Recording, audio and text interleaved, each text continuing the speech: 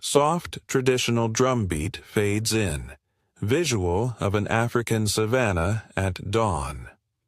In a village surrounded by rivers and baobab trees, where the stars told stories and the wind whispered secrets, lived a boy named Kofi, and a drum that could speak. Visual, vibrant village life, markets, children playing, elders under a tree. Kofi was 13, clever but quiet. Village of Nakaru, every child had a task, fetching water, tending goats, or learning the ancient rhythms of the drum. But Kofi was different. He preferred listening to the forest, mimicking bird calls, and watching the old drummer, Baba Tunde. Tunde was the keeper of the talking drum, a sacred drum said to carry the voices of ancestors. Visual, Kofi sneaks into Baba Tunde's hut to touch the sacred drum. One night, curiosity overpowered Kofi. He crept into Baba Tunde's hut and gently struck the drum. To his shock, it replied, not in sound, but in words, clear and ancient.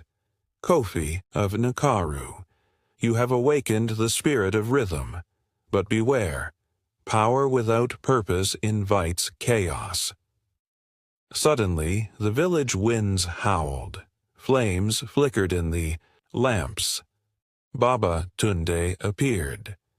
Visual, Baba Tunde confronts Kofi, then shows him the true power of the drum. But instead of punishment, Baba Tunde smiled.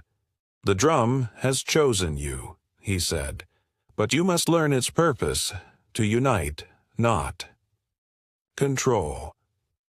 Over weeks, Kofi learned the sacred rhythms, how they signaled rain, warned of danger, or called spirits. He learned that in times of war, the drum carried peace. Then one day, a neighboring village accused Nkaru of stealing sacred cattle. War drums began to echo across the hills. Visual, tension rising, villagers arming themselves. The elders panicked, but Kofi stepped forward. Let me speak to them, with the drum.